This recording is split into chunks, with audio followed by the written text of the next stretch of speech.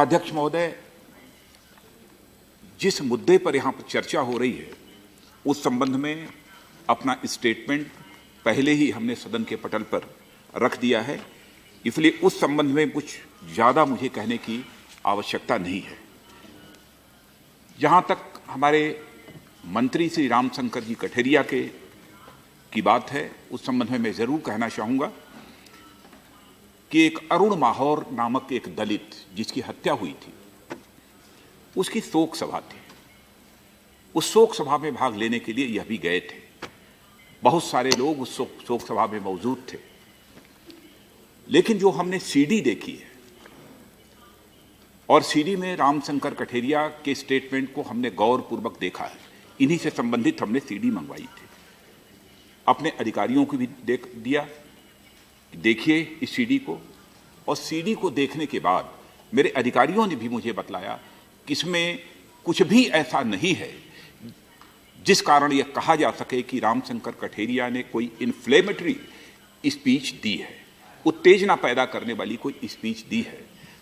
दूसरी चीज, मैं ये कहना चाहता हूं कि 3 लोगों के खिलाफ आगरा पुलिस ने एफआईआर दर्ज की है। जो लोग मंच पर मौजूद थे उनके खिलाफ एफआईआर दर्ज थी और उसी मंच पर यह रामशंकर कठेरिया भी मौजूद थे। मैं समझता हूं कि रामशंकर कठेरिया ने सांप्रदायिक तनाव पैदा करने वाली कोई यदि स्पीच दी होती तो शायद जिन लोगों के खिलाफ एफआईआर दर्ज हुई है उसमें पहला नाम यदि किसी का होता तो रामशंकर कठेरिया का नाम होता, लेकिन आगरा पुलिस ने इनके खिलाफ कोई भी एफआईआर दर्ज नहीं की है।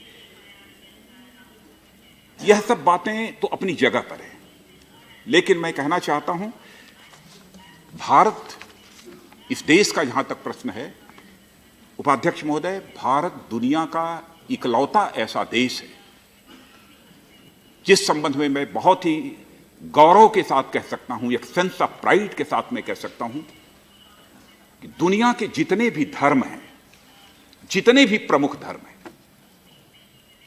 सारे प्रमुख धर्मों के लोग दुनिया के किसी एक देश में रहते हैं तो हम सभी के इस भारत देश में रहते हैं। और इतना ही नहीं उपाध्यक्ष महोदय, जिसे हिंदू और मुस्लिम की बात की जाती है, यहां पर इस्लाम के भी 72 फिरके होते हैं। सारी दुनिया में इस्लाम के 72 से अधिक फिरके नहीं होते। इस इतिहास को हमने पढ़ा है और मैं जानता हूं कि इस्लाम के 72 फिरके जो इस्लामिक कंट्रीज हैं उनमें भी नहीं पाए जाते। यदि दुनिया के किसी एक देश में पाए जाते हैं तो हमारे और आप सबके इस भारत देश में पाए जाते हैं। यह है एक भारत की पहचान।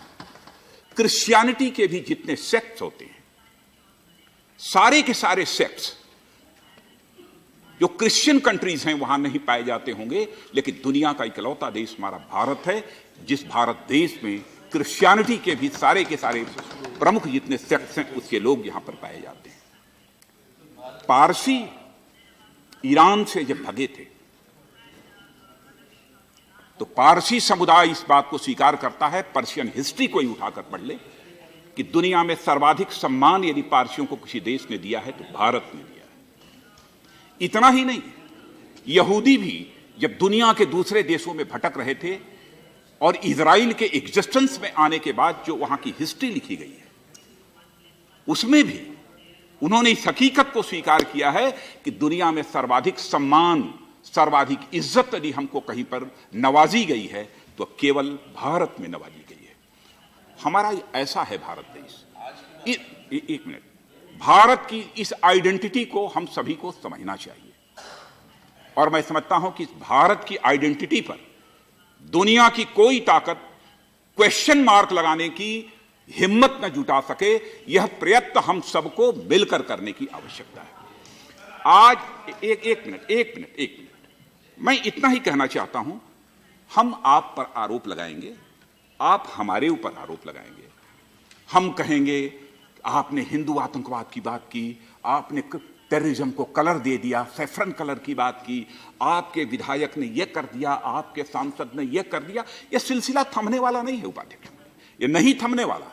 मैं जानता हूं भारत यह विविधताओं से भरा हुआ है, डाइवर्सिटीज, हर मामले में डाइवर्सिटीज भारत में मिलेंगी, लेकिन कम से कम जो हमको, जिन लोगों को जनता ने चुनकर भेजा है, जिन राज्यों का हम प्रतिनिधित्व कर रहे हैं, हम सबको आज संकल्प लेने की आवश्यकता है कि हम कैसे भारत की वह आइडेंटिटी,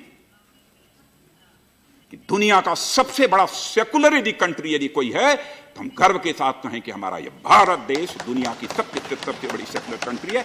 हम सबको मिलजुल कर इस संबंध में प्रयत्न करने की आवश्यकता है। मैं सबके स्टेटमेंट के बारे में अलग नहीं कहूंगा। हमारे चाहे माननीय नेता प्रतिपक्ष जनाब गुलाम नबी आजाद साहब और हमारे डी राजा साहब, भूपेंद्र सिंह जी, हसन दलवई साहब, जावेद अली खान साहब और हमारे माननीय शरद यादव जी और जावेद अली खान साहब, बहन मायावती जी, रहमान खान साहब और KN बाला गोपाल जी, अविनाश खन्ना जी, संजय राउत जी, प्रमोद तिवारी जी, राज बब्बर जी और हमारे आदरणीय सुखबीर सिंह जी ढींढसा और बहन अंबिका जी सोनी, प्रवीण जी, कई लोगों ने विचार व्यक्त किए। किसने क्या कहा, मैं समझता हूं कि इसका उल्लेख करने की यहां पर कोई आवश्यकता नहीं है। अब नाथूराम गोडसे की बात आई, कैसे यह भारत नाथूराम गोडसे की पूजा करेगा? उपाध्यक्ष महोदय, कैसे हम अब सुन लीजिए पूरी मेरी बात सुनिए। मैं कहता हूं कि लॉ एंड ऑर्डर यह स्टेट सब्जेक्ट है उपाध्यक्ष महोदय। यदि कोई पूजा करता है तो उसके खिलाफ वह राज्य कानूनी कार्रवाई क्यों नहीं करता है? कब हमने कहा है कि उस कानूनी कार्रवाई उसके खिलाफ नहीं की जानी चाहिए?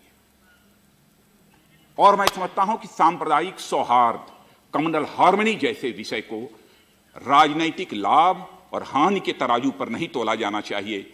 इसे तोला जाना चाहिए तो इंसाफ और इंसानियत के तराजू पर ही तोला जाना चाहिए। देश की एकता और अखंडता, देश की एकता और अखंडता बचाकर कोई एक पार्टी नहीं रख सकती। भारत की एकता, अखंडता, भारत की संप्रभुता को बचाकर रखने के लिए सबको अपने जिस्म का पसीना बहाना पड़ेगा। और किसी सज्जन ने यह कहा कि बोलते बोलते हमारे बहुत ही तहे दिल में मैं मानता हूं अपने नेता प्रतिपक्ष गुलाम नबी आजाद साहब को बहुत इज्जत करता हूं। कोई ये कैसे कह सकता है भारत में कि मुसलमान नेशनलिस्ट नहीं है? क्या मैं भूल सकता हूं उस अशफाकुल्ला खां को?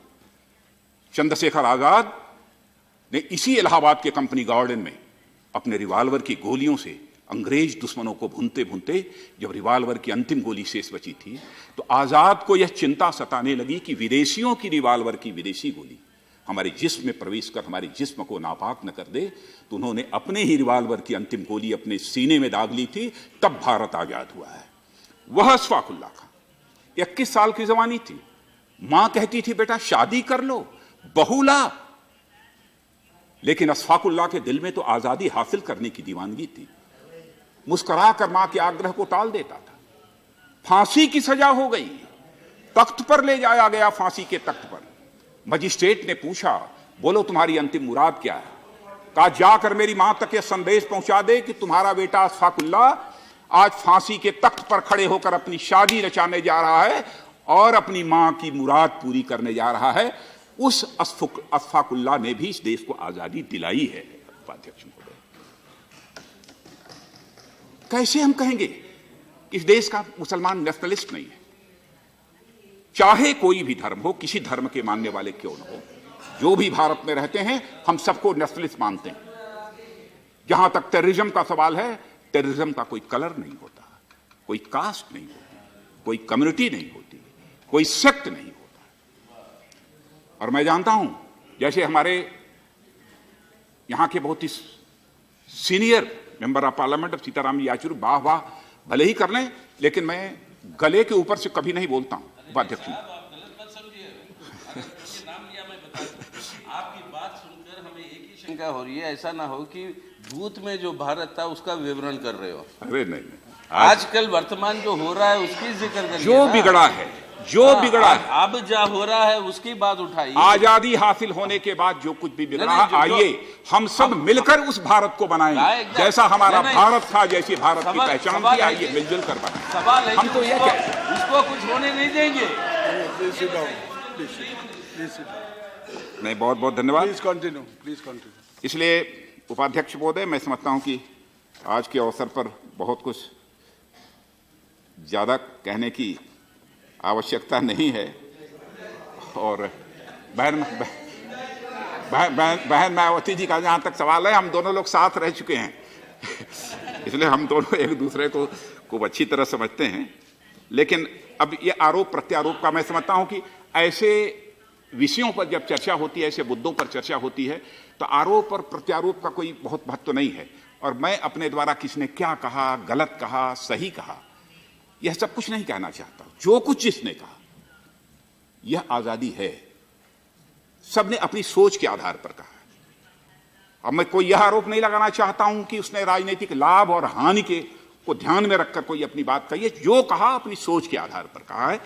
मैं सबका स्वागत करता हूं, लेकिन मैं इतना ही अंत में निवेदन करना चाहता हूं कि आइए भारत की जो पहचान, भारत की जो आइडेंटिटी जो कभी थी, उस भारत की आइडेंटिटी पर हम कभी आंच ना आने दें।